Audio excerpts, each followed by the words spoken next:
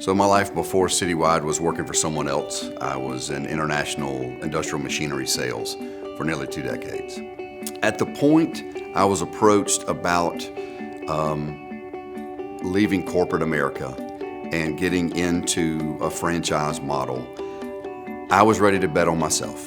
I was confident that I could build an organization and lead people, but that took me taking a calculated risk that I was confident that I could bet on myself and win.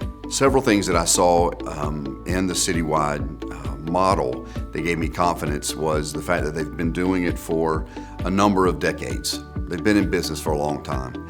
They were an army of employees with an army of vans and mops and buckets going out and doing the work, which is the other model for this business.